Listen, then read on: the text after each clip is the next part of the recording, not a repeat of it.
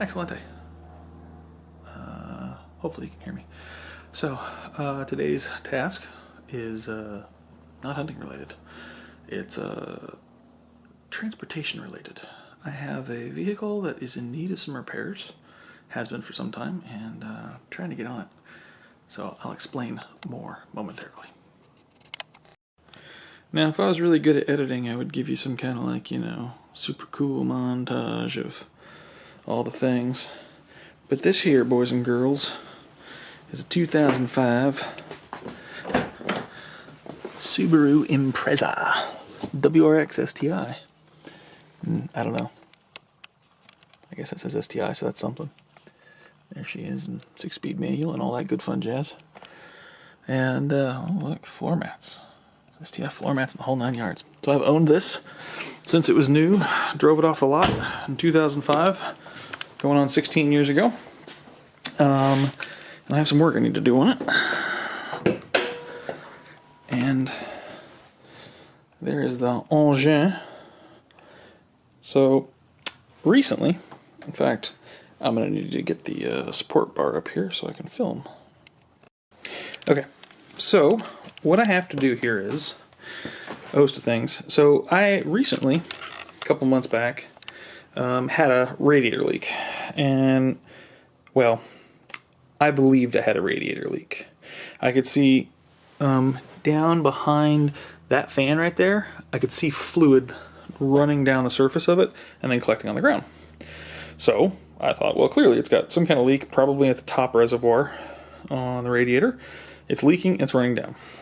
So I pulled out the radiator, pulled out the hoses, pulled out everything, prepared to do the repair, got brand new hoses, whole 9 yards, got it all back together. Oh, I should preface this by saying, bought a new radiator even, and prepared to put it all back together when I noticed that this hose had actually had a hole rubbed through it on the inside, back in here. I assume by that fan, somehow there's some combination of vibration and movement and swelling that was going on, and it caused the fan to get to slowly rub a hole, probably not quite in focus, but on this inside surface. The original factory hose had a kind of a secondary hose jacket over it. Basically, someone had clearly recognized rubbing was an issue, and so they put this sacrificial piece on the outside. Well, it rubbed through the sacrificial piece and into the hose itself. So thinking, oh, wonderful, I don't have to replace the radiator. I replaced the hose. The replacement hose, which is a factory hose, did not come with that secondary sacrificial jacket. So what you see on the outside of here is something called, sometimes it's called Mox tape. It's a self-vulcanizing tape. It's silicone. And basically when it sticks to itself, it vulcanizes and becomes one piece. I'll show it to you when I end up pulling it out of here. So that's basically, I put that on there, recognizing that some kind of rubbing can occur here. I put that on there as a sacrificial layer, so that this thing doesn't, go through a hose overly quickly. Well, I don't know what's leaking, but after 1 or 2 drives in this thing, it was leaking again. So while there was definitely a problem with this hose, it looks like there was another problem I either didn't find when I put it all back together, or something changed, moving it around. I think it's the petcock, the actual drain valve, which is way down on the bottom over there. I think that's leaking. I think it's not sealing for whatever reason. So I got to take this all out again and replace the radiator. In addition to that, this car's got almost 80,000 miles on it, and it's 16 years old, and it has the original timing belt, so I got to do a timing belt. In addition to that, it's the original spark plugs. It has the original spark plugs.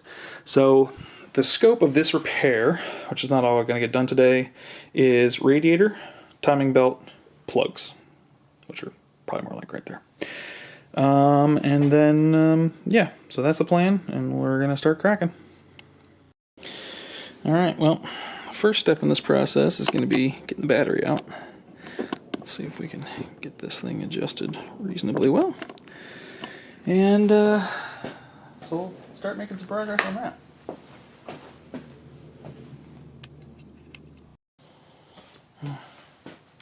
By the way, that's a silicone wedding ring. Good for things like this, which hopefully is moderately in focus. Does it not like to autofocus on me? Okay, moderately in focus there. One of the things that this is good for is, if you can imagine, is you're holding this against your metal wedding ring.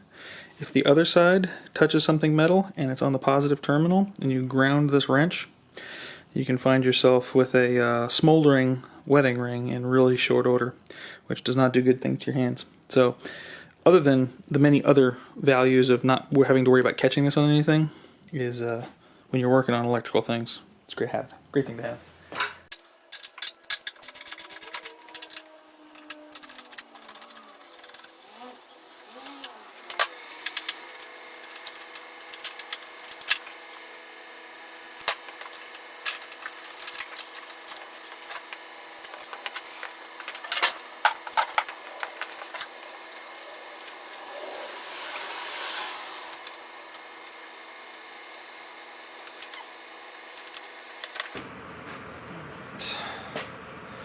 One of the things I like to do when I have these exposed is to get some kind of something to block up, something to cover it up. So one of the things you can use is, again, focus. One of the things you can use is a finger off glove. They're good for lots of things if you can keep them from tearing. Latex is probably better than nitrile because nitrile tears more easily.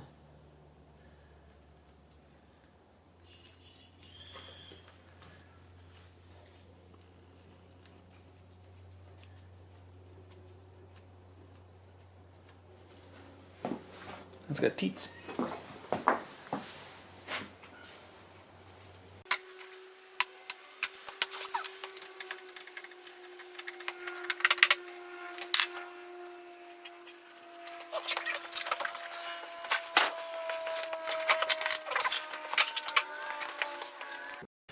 Alright, so the next thing on the list is going to be taking off what we call the snorkel. I don't call it that, that's what the Subaru calls it. But anyway, gonna get this off here, and that'll let us get access in here, including the draining of the radiator itself.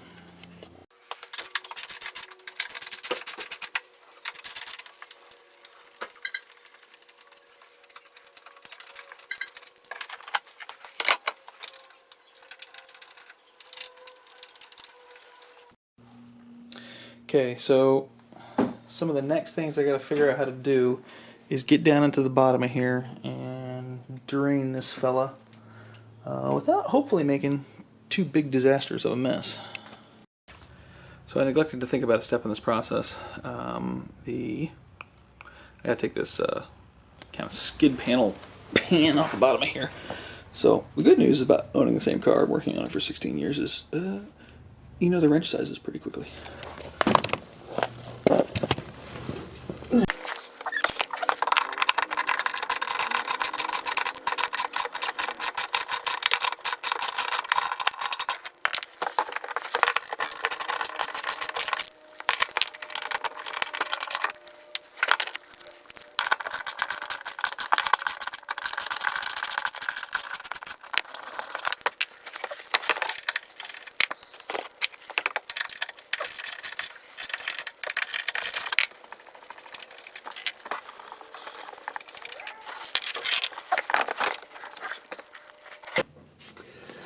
One of my least favorite methods of attachment are these like little pop rivet thingies that they use on these cars.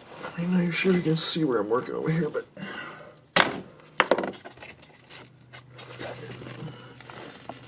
yeah.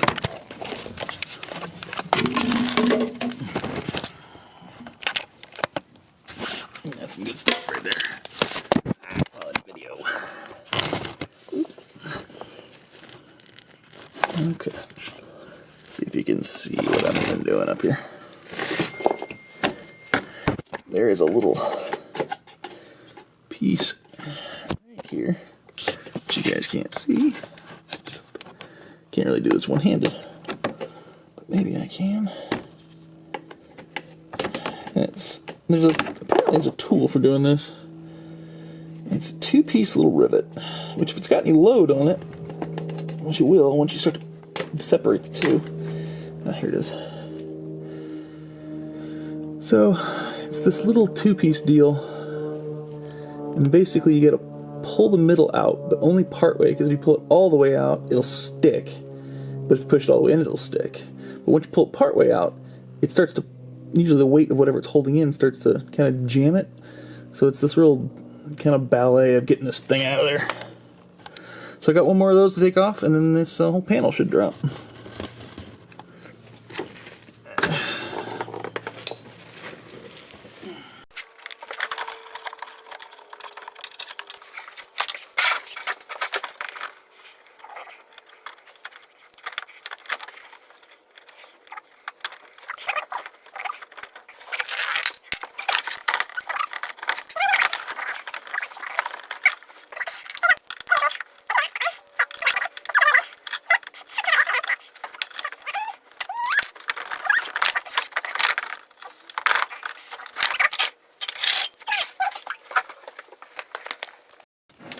Okay, so the next thing we got to get to, which I don't know how I'm going to get focused on there, is way down here at the bottom. I'll see if I can touch it. Of course, you can't see my hand.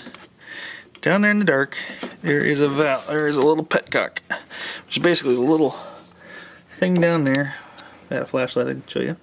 Way down there, tip of my finger. It's basically a valve that will start to let the coolant out of the radiator. Now, when you do this, at least in this car, the coolant likes to run along the frame and then dump out down at the bottom over here. And it's really irritating because it doesn't go into my catch basin. So, this time I have lifted this side up, so hopefully it'll all run that direction. So the car is tilted this way, exaggerated. So hopefully it'll all run down in there. Let's find out what happens, shall we? I don't worry about getting too dirty.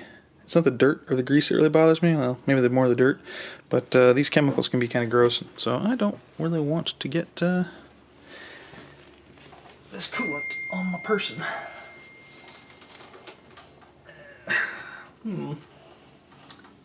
It's probably going to require a certain amount of finessing. Let's see here. It might require a pair of pliers.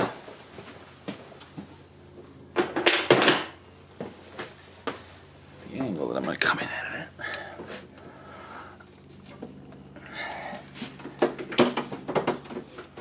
Let's see if I can begin. Gonna have to do all this mostly blind. Oh, there it is, I think. Okay, I'm not sure if you can see around my head. Alright. I think that broke it free at least. Yeah, there we go. Alright. So I'm turning it now. Imagine, if you will. Hopefully, fluid will start to come out of there. I'm hearing something.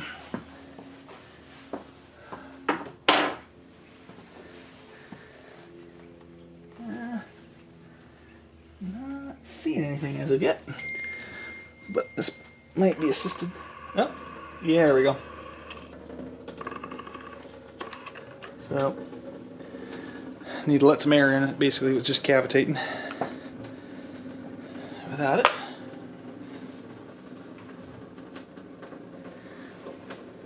Okay, good news is it's all coming out the side I was hoping it would come out. It's not running across the frame rail this time.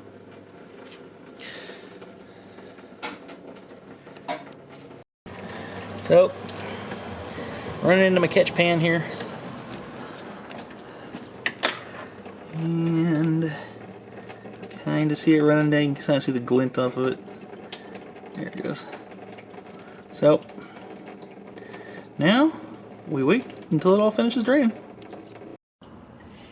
Alright, so I got most of the work done. Most of the coolant drained out.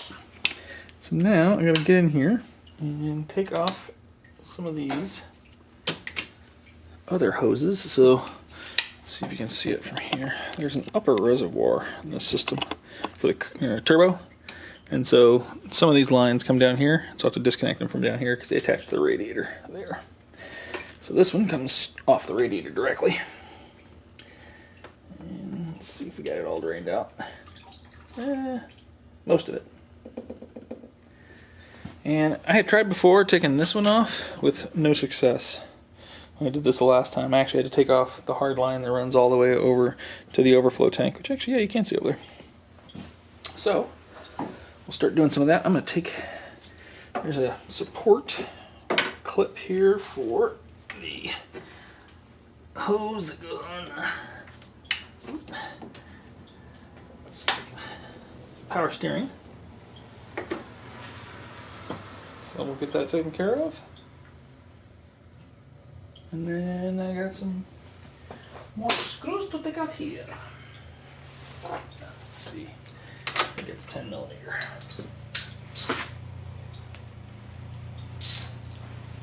Alright, so basically I'm going to take out the supports for this hard line here, and then I'll start on the reservoir.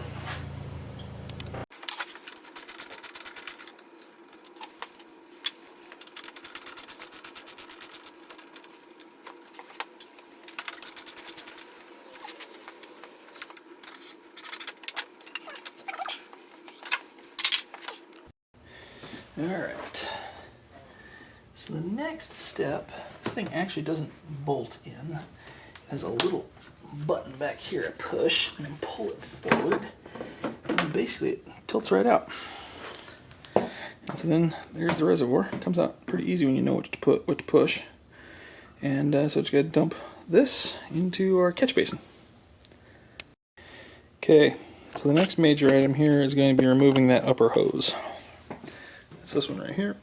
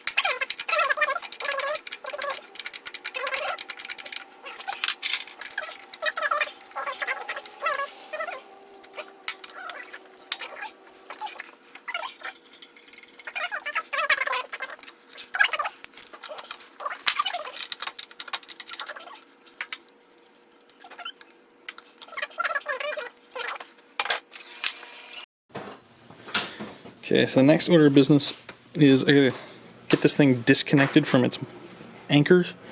Not actually opening up the power steering system, but I gotta move the power steering reservoir so that it can disconnect from this little attachment point right here. So there's a little button inside of here. Probably can't see it with my hands in the way, but hopefully I can pop it free. There it comes. Alright, so all that's going to do is just give me just a little bit of play. Just to be able to move it some. Not a lot. Let's see. Move it over here a little bit, and that'll let me get it.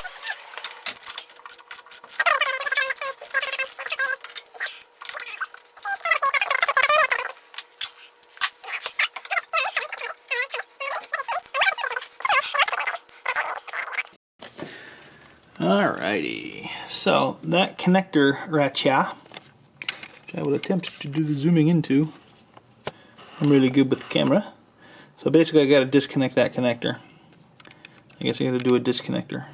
The trick here is that there's a little button to release that. It's a locking connector of some kind. And finding that button, pushing it the right way, and not breaking the locking feature is always the challenge. So we'll give that a crack. Okay, so if you've ever assembled a piece of IKEA furniture, zoomy zoom, focus, focus, focus, come on now. There we go. If you've ever assembled a piece of IKEA furniture, you have one of these. Hope you didn't throw it away, because you might need it. In this case, it's just for pushing down on this little button. You If I can push down this little button. And then separate the connector. Yep, I can feel it pushing. Maybe it pushed it a lot. Negative. Getting there though. So you can kind of get that in there, maybe. It's either brilliant or not. I can't tell which yet. I'm sure there are guys with stronger hands than me who make light work of this, but that's where we are here. I'm trying not to screw up the connector in the process of all this. Ooh, that's a tight spot for one's arms to get into.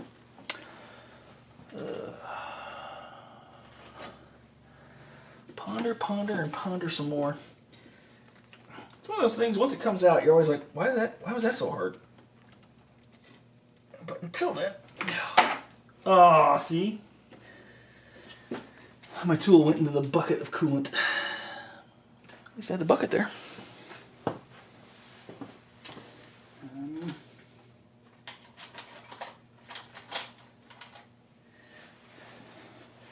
Fear not.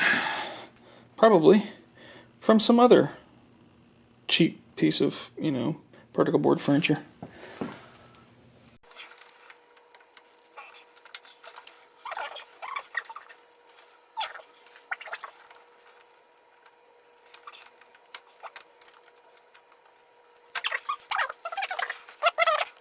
Okay, so likewise, there is, the connector's in there again. The thing is, in this case, the connector is underneath of here. But fortunately, I did it on the other side, so now I kind of know physically where it's at. It's right there in that place you can't see. The missing finger. Right there. So again, just going to have to push and pull and, gesticulate and whatnot. Okay. See if I can show you the connector. I finally got it undone. It's that little button right there. And it's not a whole lot. It has very, very little deflection. It's extremely stiff. And it's really hard to get a purchase on, and I'm always worried about jabbing whatever object I'm using into the wires and then damaging the harness, and then we got problems from there. Anyway, got those both disconnected, got the fans out. So now the next step is these are basically the plates that hold on. Oops, actually, you know what? Glad I went through this, because that is actually my next problem. I have to disconnect the lower radiator hose. So I'll do that, and then I will disconnect these here attachment plates, and the radiator shall be free and very expensive. Okay. Alright. So, repeating what we did before.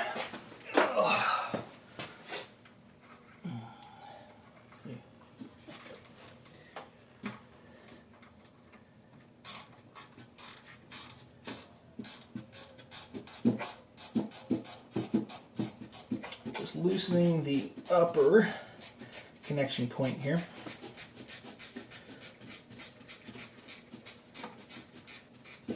Yeah, one of these little ratcheting closed-end wrenches, box-end wrenches, is really a dream for a situation like this. It's much smaller than a ratchet. You can get in some places that the ratchets won't get. Oops. But you gotta make sure you turn them the right way. Because at least the one I have, you just flip its orientation to change the direction of whether you're loosening or tightening. Alright. Let's see if I can get that one. Use my hand. Alright. I will say that, at least on this car, these screw tightening hose clamps are actually a little bit easier to get on and off. Because once they're loose, you're not fighting them the whole time. Well, I say that, they do bite into the hose quite a bit. But generally speaking, they're not miserable to deal with. Okay. You do have to get them loose enough that they can kind of come over the barb that's, cast into the underlying feature. So, keep fussing with this. Get it over there. Let's see, get a little looser. You can't accidentally unthread them too far, and then they'll just kind of apart, and that doesn't seem like that's real ideal. So, all right, let's get this one loosened up down here. Like I say, these are brand new hoses.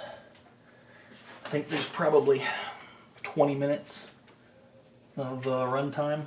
Yeah, maybe half an hour, 45 minutes. But just basically long enough for me to fill the cooling system and proceed to recognize that there's something leaking. So that was the end of that. But they're not very old. It's taken me a little while to get to doing the fix twice. So from that standpoint, they've been here a minute, but they've been more time than run time. Which I guess is always true of cars, isn't it? They sit more than they run, regardless of what car you're talking about. Okay. Always have to be careful using implements like screwdrivers and things to move stuff around, because you always run the risk of scratching something or punching a hole in something that leaves you very upset. I'm even making some dents in the fins on a radiator here that if I wasn't replacing this radiator, I would be a little bit more careful about. I think I was fairly careful the first time, because I thought I was putting it back in. But, okay. So now I'm going to have to move my coolant trap here. And, in fact, I'm going to put the plug back in the petcock here. And then I'm going to try to get the jack on the other side of the car so I can keep the coolant generally running towards my catchment and not kind of away when it's sitting flat or close to flat. Alright, let's get that all sealed up here. Probably just staring at the top of my head. Okay. Alright. So, I'll break that seal here. I'm going to move the jack to the other side, tip the car in the other direction, and then take off that hose. Okay. Got it pitched the other way. Careful, careful. Got it pitched the other way. Got the two hose clamps loosened. We'll just kind of wiggle. I'm not sure which one's going to want to give free first. So I'll just keep trying. Alright.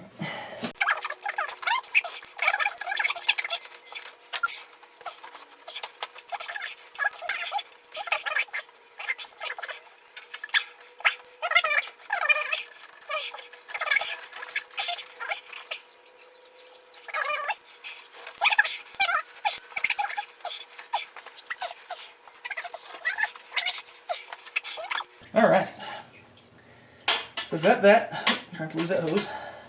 Oh, I almost lost that hose clamp. Try to limit the number of things I gotta go fishing out of the coolant later. Get that set aside. Okay. Alright. Alright. Keep our light out of the thing here. So now, hopefully this is in view. You gotta take off those clamps I showed you earlier, and then the whole kit and caboodle coming out.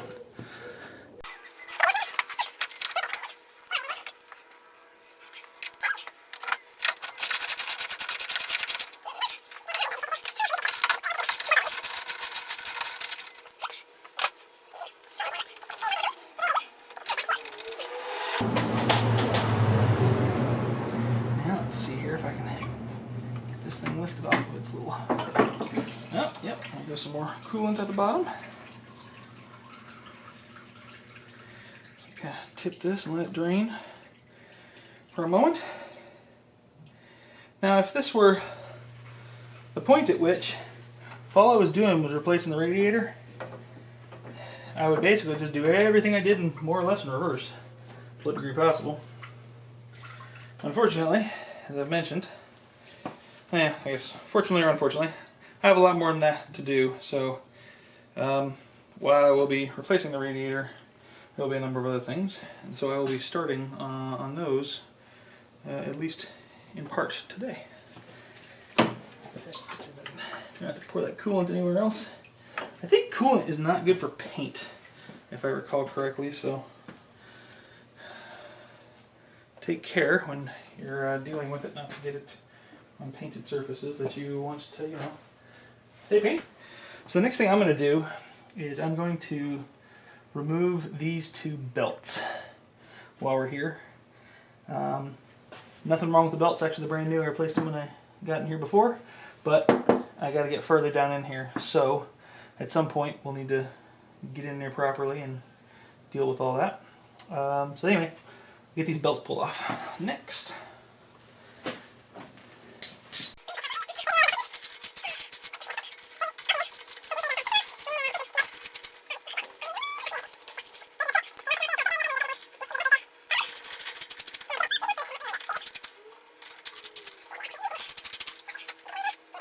And there, it's popped off. Alright, likewise, this has got a tensioner. In fact, I'm going to give you a different view here. Alright, so that's the other belt I got to remove. This is not a serpentine type. It's two belts. But likewise, there's a, let's see, make sure I'm in view here. Yeah, it's a little hard to see, but basically there's a friction lock down here. I got to loosen, break free, and then I can kind of get in here and loosen that up. If I can remember which direction it's supposed to go. It may be reverse of what I think it is. But this may be a left-handed thread. Yeah, it's kind of a reverse-handed thread if I recall correctly.